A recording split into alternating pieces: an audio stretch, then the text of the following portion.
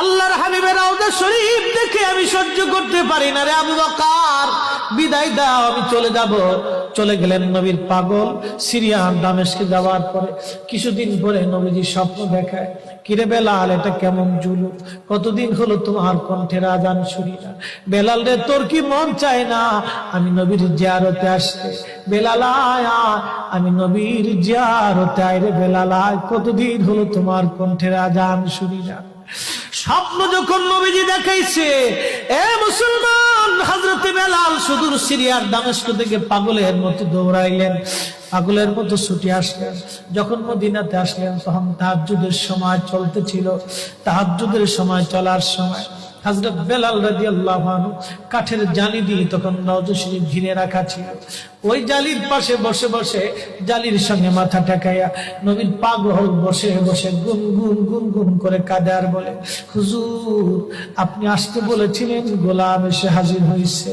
নবী গো, আজান দিতে বলেছেন, আমি আজান দিলে আপনি আগে নামাজ আসতেন, এখন আজান দিলে কি নবী আপনি নামাজে আসবেন? হুজুর, এখন আজান দিলে কি আপনি নবী নামাজে আসবেন? নতুন মুয়াজ্জিন আসছে আজান দেওয়ার জন্য, এসে দেখে নবীর মুয়াজ্জিন বেলাল কাঁদে। ডাক দেখে মদিনাবাসী, শুনছো, নবীর মুয়াজ্জিন ফিরে এসেছে, বেলাল আসছে, বেলাল ফিরে আসছে। এই কথা শোনার পরে সব সাহাবী ঘর থেকে বের হয়ে দৌড়ায় এসে দেখে বেলাল কাঁদে। সাহাবীরা বলে, বেলাল আজান দাও, কতদিন হলো তোমার কণ্ঠের আজান শুনি না। বেলাল আজান দাও, কতদিন হলো আজান শুনি না রে বেলাল। বেলাল বলে, সাহাবীরা রে, আমি আজান দিলে কি নবী নামাজ আসবে বলো?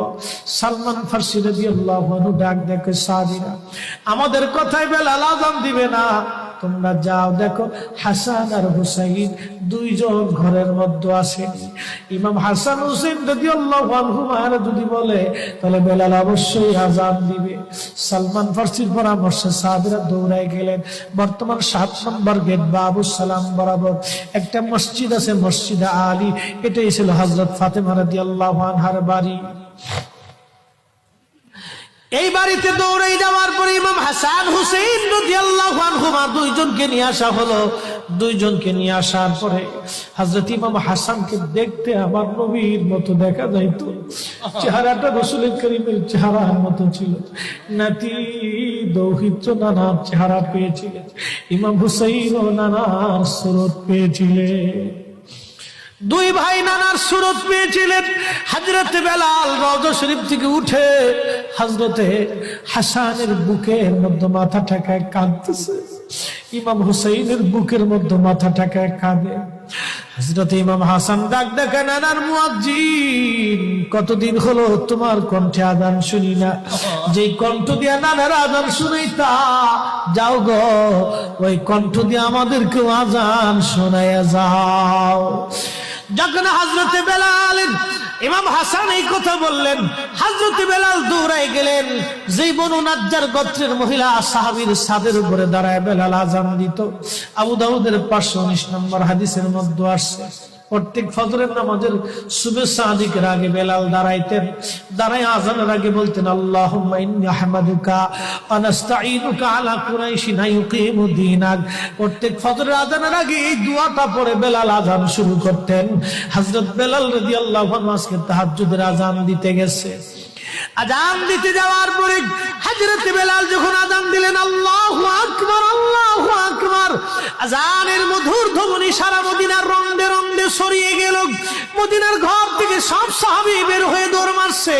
আবার যখন বলেন আল্লাহু আকবার, আল্লাহু আকবার, সব সাহাবী, মহিলা, বৃদ্ধ, বনিতা ঘর থেকে বের হয়ে দৌড় মারছে। যখন বলল আশহাদু আল্লা ইলাহা ইল্লাল্লাহ, মদিনার ঘর থেকে সব মহিলারা ঘর থেকে বের হয়ে দৌড় মারছে রে, আর কান্না করে, নবী বুঝি ফিরে আসছে রে। আবার যখন বলেন আশহাদু আল্লা ইলাহা ইল্লাল্লাহ, তখন মদিনার মানুষ কান্না করতেছিল, গুনগুন গুনগুন করে কান্না করে। মদিনার ভিতরে আওয়াজ বের হয়ে গেল, নবী বুঝি আসছে রে, নবী বুঝি ফিরে আসছে রে, নবী বুঝি ফিরে আসছে রে, নবী বুঝি আসছে। হযরত বেলাল যখন বলেন আশহাদু আন্না মুহাম্মাদুর রাসূলুল্লাহ, মদিনার মাটিগুলি থরথর থরথর করে কেঁপে উঠছে রে। মদিনার মানুষের কান্না বেড়ে গেল। হযরত বেলাল অজ্ঞান হয়ে জমিনের মধ্যে পড়ে গেলেন, তিনি বেহুশ। নবীর আশিক বেহুশ হয়ে গেলেন। বেলালের মতো আশিক যদি আমরা হইতাম, এ দুনিয়ায় নবীর দেখা পাইতাম, এ দুনিয়ায় নবীর দেখা পাইতাম। যখন হুঁশ ফিরে আসছে, রওজা শরীফের পাশে বসে বসে বেলাল কাদের বলে, হুজুর আজান দিতে বলেছিলেন, আজান দিয়েছি। হুজুর আমি আজান দিলে আগে নামাজে আসতেন, আজকে আজান দিলাম আপনি হুজুর আসেন নাই। যে আজান দিলে নবী আসবে না, আমি বেলালি আজান আর কোনোদিন দিব না।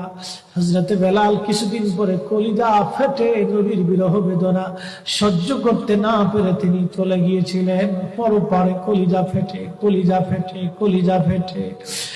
এইভাবে সাহাবীরা নবীকে ভালোবেসে গেছে।